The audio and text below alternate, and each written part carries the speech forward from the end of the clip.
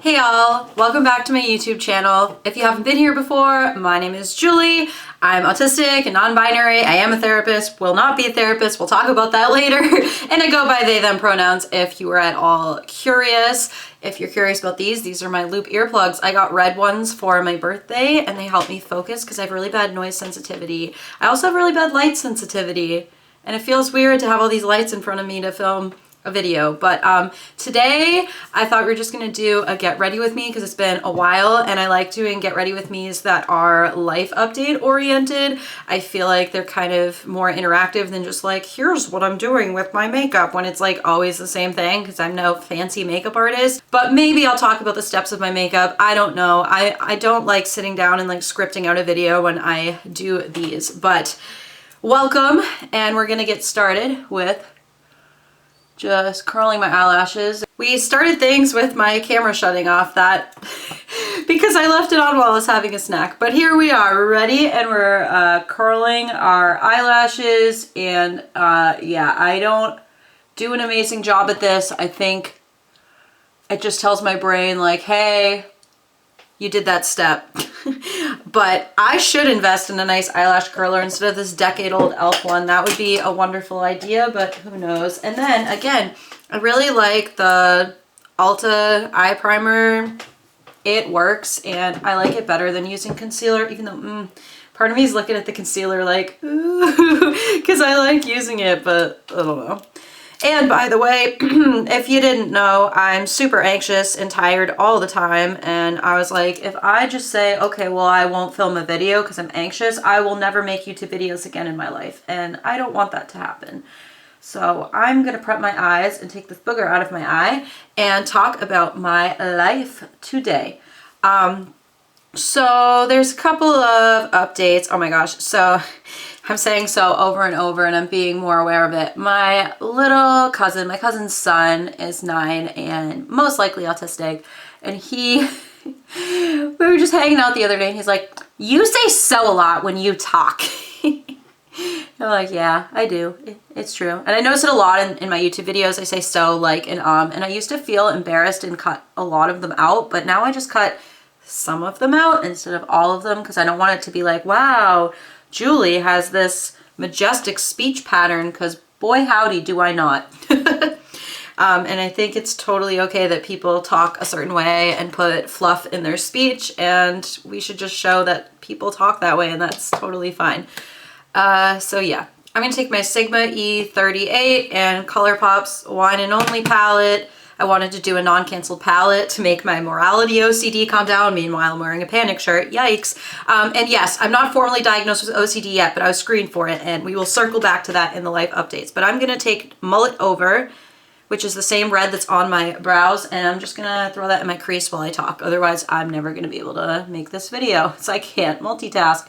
The monotropism of the autistic human over here. First big update. I quit my job. I've been planning it for a while, and this is like a tricky thing for me to talk about because I share my whole life with you all on here, but I can't. So if you're my job, you find my video, for legal reasons, I'm not talking about you. I will never talk about you. I've agreed to not talk about you. So yes, it's going to be tricky to navigate how I talk about this without talking about my job or saying anything negative. I'm not going to say anything positive, negative, or neutral about my actual place of work. I'm never going to use their name on here. What I'm going to say is being a therapist, no matter where you work, especially when you're pre-licensed, is hard. I think that's okay and legal and ethical to say. And I have been doing it for 1.5 years. When I first started, I was part-time because it takes a while to build your caseload. Like, people drop out of therapy and stuff, you know. But I established a pretty decent caseload, and as of a few months ago, I had like 37 clients, and it was way, way, way too much for me. Way too many people. I was seeing 25 to 28 people a week total, and again, that was way too much. And you say, oh, well, 40 hours is full-time. No, therapists don't just work the hours where they're seeing clients. We have paperwork, we have emails, we have phone calls, we have consultations, we have continuing education, we have supervision. So trust me, I was working 40+ hours every single week. And even eventually, when I decided to cut down my hours to more part-time, especially because, you know, clients just kind of left and I stopped taking intakes, and that does happen, I still was working 40 hours a week and constantly checking my email, even checking my email over the weekend. And, you know, I was told, oh, you can like take a break. But the way I work as an autistic person is like everything feels urgent. And I would rather stress out immediately than stress out in the future. Like I'm always trying to protect future Julie somehow. And that's just what works for me. I don't like coming to work on a Monday and being like, oh my gosh, I have all these emails. Oh, this client canceled. This one needs this. Like, oh, like my supervisor said this. And it's not docking anybody. I adore my clients. No negativity here. It's just to say that it was a lot of executive function and a lot of responsibility and a lot to manage. And even though I could do it and I'm a capable, bright therapist over here, it just became too much for me in a lot of ways. And you know, when people get burnt out, and not to mention that not only was I having like therapist burnout, but I was having autistic burnout. And I think I've been in autistic burnout for like years and had no idea what it was or what was happening. My shorts just fell. But it's just been really debilitating for me overall. And I realized that I couldn't just sit in it anymore. Cutting down to part-time hours wasn't enough. And I honestly just had to do something about it. So on July 27th, I put my notice in and I have 3 weeks left of work and my last day will be September 1st. Now we're gonna take Play 2 Wine, which is the red shimmer in here, and it's kind of like a reddish pink shimmer, and I'm just gonna use my finger. I don't like to use shimmers on brushes ever, and I think I say that repeatedly, but I'm allowed to repeat myself, yes. Self-compassion all the way, even when I just almost burped there because of acid reflux. If you've read about burnout or if you've experienced burnout, whether it was autistic burnout or just regular burnout, like in your job, whether you're a therapist or not, because you can experience burnout for so many reasons, right? Like whether it's work-related, relationship, medical issues. The body and mind are not only related, they are just fully connected. So we don't say in the mental health field, the body and the mind. We actually use the term the body-mind. They go together. So eventually, it wasn't just my mental health and energy levels and things like that being affected by working when I really should have slowed down or taken a break. It was also medically. So not only was I having trouble with eating and sleeping, which you may know I have a history of ED, I have PTSD, so those weren't good things for me. But my GI issues, like my acid reflux and digestive issues, got way worse, and that made it really, really hard to eat and really debilitating overall. And that was not good for my health. And beyond that, I just started having a lot of weird chronic pain, worse than usual. And it was like scaring me, like a lot of headaches and dizzy spells.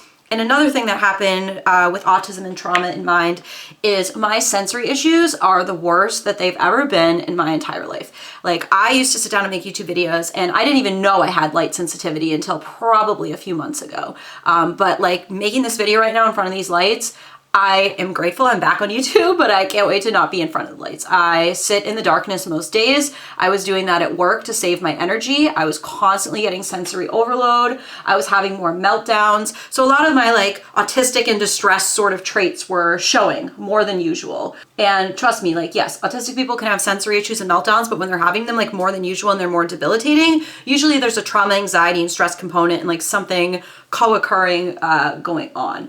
So I knew that I had to take charge and just say, okay, you know what? I don't know if I'm going to stay in the mental health field. I think I need to make a decision about that, but I don't have to right now. So my short-term solution was to just fully quit my job. And although I'm sad to go, and I'm grateful for everything I learned, I need to leave. And that's my first major update, that I'm not going to be working for a while. I'm going to take some time off for myself. I'm hoping to be back and make some more YouTube videos. So yeah, I don't want to say too much about that because I can't really intersect with like other things I'm not legally allowed to talk about with work, but more about me. I do want to share about me and personal and medical reasons why I wanted to step away for my health. So I hope that that update makes sense and that maybe you relate to it and have your own feedback on like why you relate and, you know, a time that you did that in your life if you want to like leave a comment or something. I'm back. I'm getting progressively more anxious as I film this. It is so hard to film when I feel like this. But I did a bunch of steps off camera, of course, because I cannot talk and do wing liner and false lashes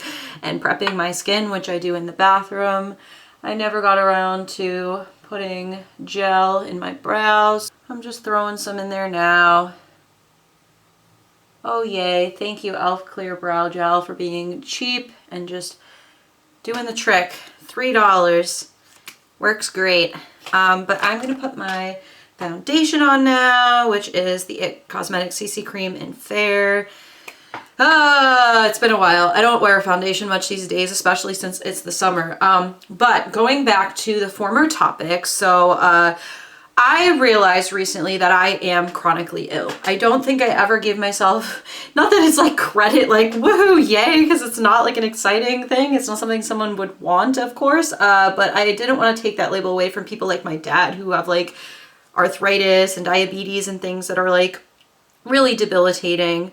I have the acid reflux and it is debilitating, especially when my anxiety and stress kick up and stuff like that. It's really hard not to burp in front of clients, for example, and my digestive issues that I've had since I was a kid. But other than that, I have tight pelvic floor. I mean, that's kind of personal. I found that out many, many years ago when I was having trouble and a lot of pain. So I forgot to mention that that kicked up as well and was severely painful. So I think I've made jokes on here before that I like always have to pee and I'm always like running to the bathroom to pee, but I think that's me making light of the pelvic floor condition I have that goes untreated because I'm terrified to go to a pelvic floor PT. I haven't even gone to a regular doctor in person in 2 years because of my agoraphobia, let alone that. And it's excruciating. And there were a few times where I just had severe pelvic pain out of nowhere, way worse than usual, and it was terrifying. I was seeing clients with a heating pad on, and you know, of course I wasn't telling them. They were just thinking like, oh, the AFAB has their period, but no, it was something different, and it was like so painful. I was crying, I was lying on the couch, and yet I was still working as always. And that just wasn't good for me or my health either. And I know that's something I got to get under control and work through. But like while I was working, it was just too much to try to explore all of that. So yeah, I think ideally I made the right choice, and I think I've talked about work enough, and everyone in my life knows all I do is talk about work and I want to stop. So I will. As we switch to concealer, we'll switch to the next life update. I went back and forth on, you know, I'm self-diagnosed autistic. Do I want to be formally evaluated for autism? There's so many pros and cons. One of my favorite autistic authors and humans is Devin Price, and he's talked a lot about some of the cons around trans people, especially getting a formal diagnosis, and a lot of discrimination you can face if you have a formal diagnosis. And so, yeah, I wasn't really sure if that's what I wanted to do. Now, despite that, I did it. I had no idea that my insurance would cover it. I did not want to self-pay for that because I'm like, I know who I am. I don't need someone to do all these tests to say, this is who you are, when I already know who I am. But I also wanted a full neuropsych because I haven't had one since 2014, and I wanted to be screened for OCD as well. So I'm finally circling back to that. OCD runs in my family. My mom has it. My cousin and my uncle have it. So I was just like, it's probably possible. It makes sense why my anxiety is so severe all the time. And I think I do have compulsions, and early again gave myself credit for it. Again, that's probably not the right language. It's not like, ooh, yay. It's a very debilitating condition if I do have it. But yes, so my insurance covered the assessment. I found someone locally who assessed for autism.